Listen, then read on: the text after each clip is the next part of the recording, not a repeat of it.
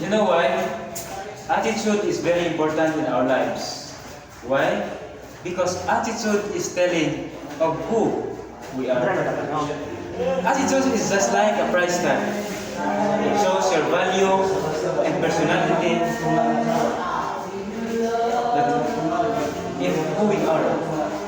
Now, I would like to introduce you the character of the Bible. His name Hezekiah. King Hezekiah, crucial ill and nearing death. Praise to God for his life. You know what? Hezekiah's life is very significant for us. It's because Hezekiah's encountered ill in his life. Right? But then, throughout the ill to his life, but I'm sure and I believe that Hezekiah is very strong man. God responds with hope, extending Hezekiah's life by 15 years. You know? That after all, Hezekiah's his life is very near to the death.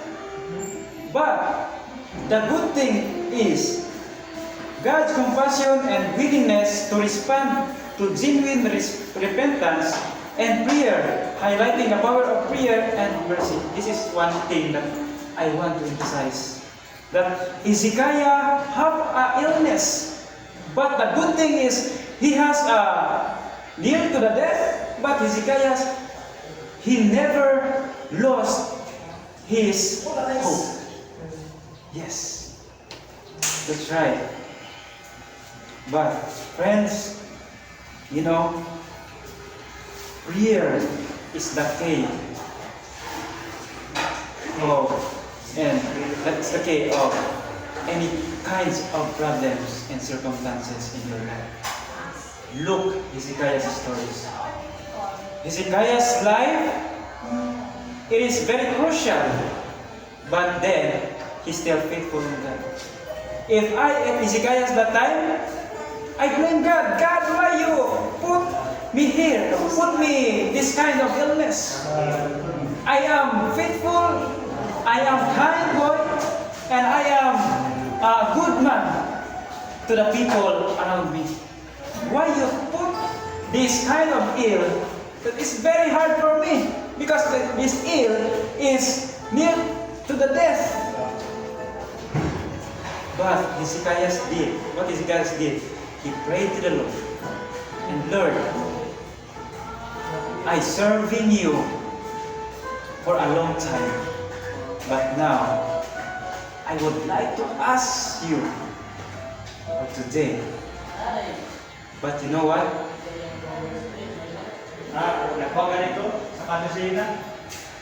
Hezekiah is very significant. Brother, you know Hezekiah's life. And now, my question is, how's your problem today? It is already solved or still your problem solving itself? Now, do you know prayer is the solution of your problem? Yes. Friends, don't underestimate the power of the prayer, of the power of God. Because the power of God is very powerful than with what we think about God's power. Now, today, I'm going to present to you about King Hezekiah's life and the hardship he faced, illness, his suffering, and how God healed him, Hezekiah, king of Judah experience. Hezekiah, he is the king of Judah. If we take a look at the paradise of Judah, here in Judah, and then the Jerusalem is near from the city. And now, Hezekiah is, he ruled a lot of the people around him because Hezekiah is serving the Lord. Hezekiah wants to minister throughout his ruling to the people. In the sin to have hope of recovery, even though that illness he encountered that time, but Hezekiah still faithful to God and faithful to his service and faithful to the people around him. But despite of his suffering, he turned to God and prayed. And faith, asking for mercy and healing. His story teaches us about power, God's power to heal. It is important of faith and how even in our darkness times, why Hezekiah healed from his illness to that time because of his faith. This faith, it is the bridge came from him and came before God. Because faith, it is very important in our spiritual life. For example, you don't have faith, and then we serving God, serving the Lord, but we don't have faith. How come that we serving to the Lord and then we don't have faith? But Hezekiah's need is faith. Two points: faith and prayer. After you pray and believe it, that God perform His miracle to your life, like Hezekiah's life. This story teaches us about that God is faithful to listen to our cries. In the sermon, we will explore how Hezekiah's faith and how interact through miracles recovery, offering hope to who face in their lives. This is the highlight that we need to explore Hezekiah's faith and God's interact through miracles. The question is, what kind of miracles that God performed to Hezekiah? So, do you have an idea? You have an idea? No? So, for you, what is the what happened next? What next happened? For you, what next happened? But this sermon will explore three aspects that of Hezekiah encountered miraculous healing from God. So the question is, why Hezekiah suffered from those illness? Why Hezekiah need to pray? Why Hezekiah need to call his God from his illness? Why? What is the reason? If you think that Hezekiah worried about his illness, yes, of course. Because he is human being. He is not God. He is human being. Now, the question is, why Hezekiah need God?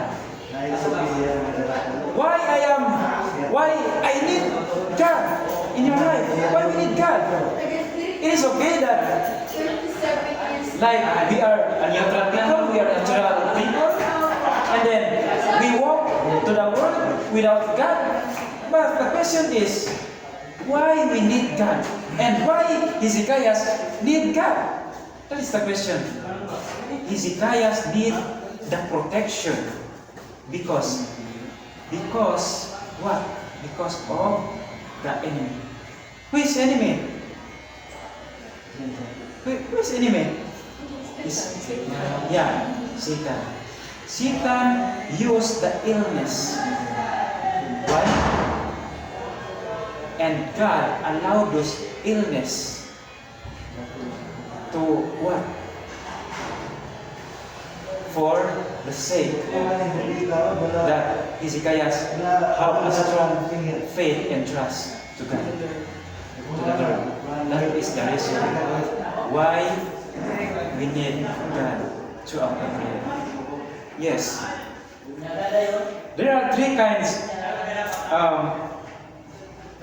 encounter miraculous healing from God. The one, Hezekiah's prayer and repentance. What is this about? Hezekiah's prayer is he is like seriously with a prayer that have a genuine prayer happen to his life. Look at me. Why? And number two, God's response with compassion. And number three, signs of healing throughout a healing. These three, this is the three points that I want to emphasize today. Now, let's go to the moon. Hezekiah's prayer and repentance. Why Hezekiah need to repent? Why and what sin or what thing that he repent to the Lord? Because earlier for the previous introduction that we learned that Hezekiah is very faithful to God, right? So meaning, if Hezekiah is faithful to the Lord and he do ministry and he fight to the enemy for God, so why Hezekiah